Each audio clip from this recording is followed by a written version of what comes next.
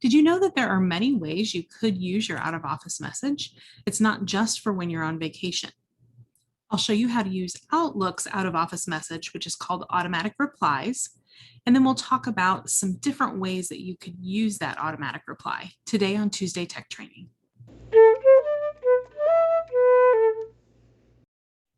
Hello, and welcome to today's Tuesday Tech Training. My name is Jennifer Stewart. I'm the owner of Gateway Productivity, and I'm a tech and productivity trainer. Today, I'll show you how to set up your out of office or automatic reply in Outlook. And this is Outlook on your computer. There will be a separate video for Outlook Online because they look slightly different.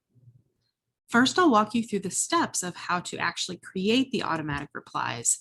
And then I'll talk to you about some of the different ways you could think outside the box and use this automatic reply option. First, I'll show you where the automatic replies are located because it can be kind of confusing. It's not in any of your ribbons at the top. It's actually held in File. And then right here, you can see automatic replies. Now, let me tell you the difference between different types of accounts. Some of you may know that Outlook is a program that Microsoft runs that actually has the option to do several different things. It can either pull emails from other email programs, or you can have an email that lives at Microsoft 365 or maybe Outlook.com, and that is inherently tied to your Outlook. So there's a couple different ways you can use Outlook, and you can use more than one of them at once. So I am currently using mine for Outlook.com, and then I also have some Gmail accounts pulled in. Unfortunately, automatic replies will only work for Microsoft emails. So if you have an email address that you're paying through Microsoft to have that come in, if you're a small business owner, especially if you have Microsoft 365 and you have your email running through Microsoft, you should have the automatic replies here. If you are using Exchange, Microsoft Exchange, if you're at a large company and you use Microsoft Exchange, then you should have that as well. And then if you are bringing in something like a Google account, so here I have a Gmail account, and watch, we see automatic replies. When I switch, the automatic replies goes away. That is because they would expect you to do automatic replies from the source of the email. So you would need to set up your automatic replies to go through Gmail's vacation responder. So you would log in at gmail.com and go through their program to set up your automatic replies rather than doing it through Outlook. It's fairly cumbersome and kind of frustrating for some people, but that is the best way to do it. You can set up a rule to send out emails with a template of your automatic reply, but that can get a little bit more involved. And I do have a video for each type of program. I'll have one for Gmail, one for Yahoo, and then it's one for Outlook, and then Outlook.com, which is online and looks a little bit different. So you can reference those if you're going to need to go to the source to set up your automatic reply. So in a nutshell, if you have a Microsoft email that goes through 365 or is Outlook.com or is Exchange, you're good to go. If you have it coming from a different source, you'll probably need to go to that source to set up your automatic reply. That's probably the easiest way to do it. To start creating an automatic reply, you can click the button here, and you can see it defaults to not having it set, which is great. And you can see everything's grayed out. That's why once you turn it on, once you click this button that says send automatic replies, it'll open everything up for you to work on.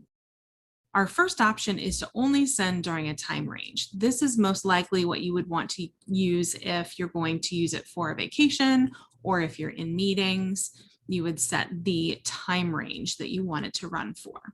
If you're going to use this for automatic replies that always go out, then you can leave that unchecked. And we'll talk in a little bit about why you might want to do that.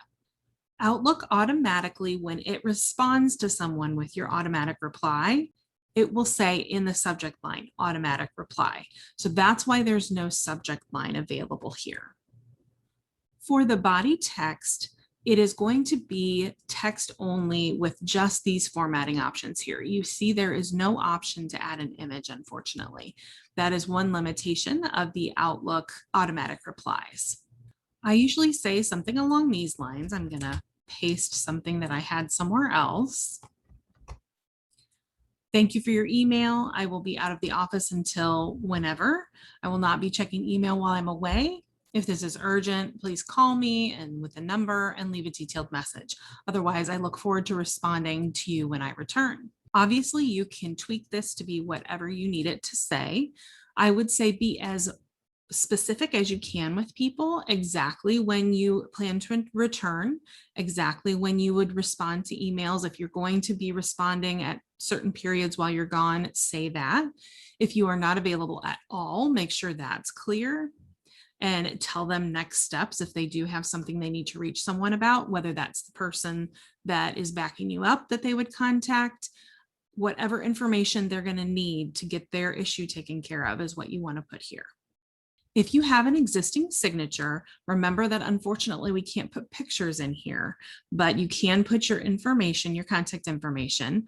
And so you can either just type it manually, or if you'd rather use what you've already created, we're going to click OK for now on this.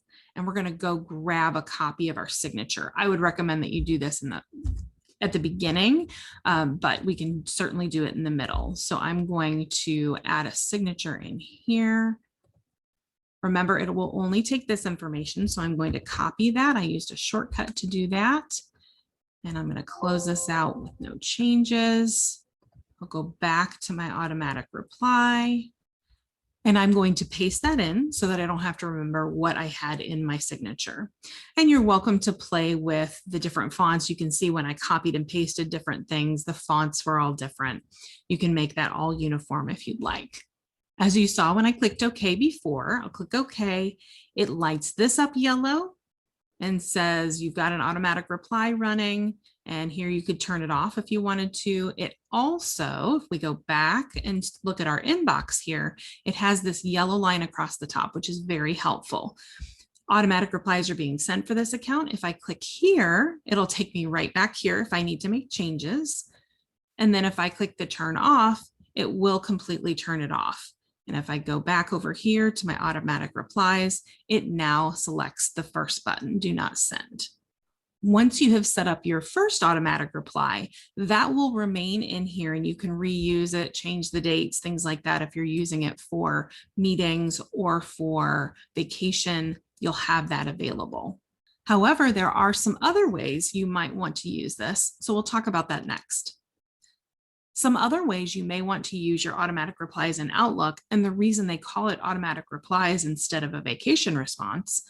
One way you could use your automatic reply is to say, and I had said this previously, if you're in a meeting, especially if it's a longer meeting and you need to tell people that you won't be able to get back to them until maybe the next day because you're in this all-day meeting. That's one way you could use it. Another way that's really helpful for email productivity is if you check email at certain times each day, which I would recommend, then you can actually have an automatic reply that goes out all the time that says, I will be checking my email from this time to this time or this time to this time, and I will get back to you during one of those time frames. This sets up great expectations for people to know when they'll hear from you. It also puts boundaries for you so that if you need to use other times during your day to work on other projects, you have that flexibility. This doesn't work for all jobs, but it is an option that I would recommend if you're looking for more email productivity and efficiency. Remember that if you are going to use this, you will need to change your automatic reply when you're actually out of the office or in a meeting or some other scenario. And you'll want to remember to copy what you had originally, maybe save it in a document somewhere, because you can't have multiple automatic replies. No matter what you use your out of office or automatic reply for, make sure you're very specific about when you'll be getting back to people or how they can reach someone else in your absence. Have you had a light bulb moment from this training? If so, please let me know in the comments below. And if you have a question, you can put that in the comments as well. I'll get back to you as soon as I can. You can also give the video a thumbs up, or you can share it with someone who you think could benefit from the information. And don't forget to subscribe by clicking the red button below. Once you do that, you'll see a bell icon. If you click the bell icon, then you'll be able to receive notifications each time a new video is posted. Thanks for joining me, and I'll see you next time.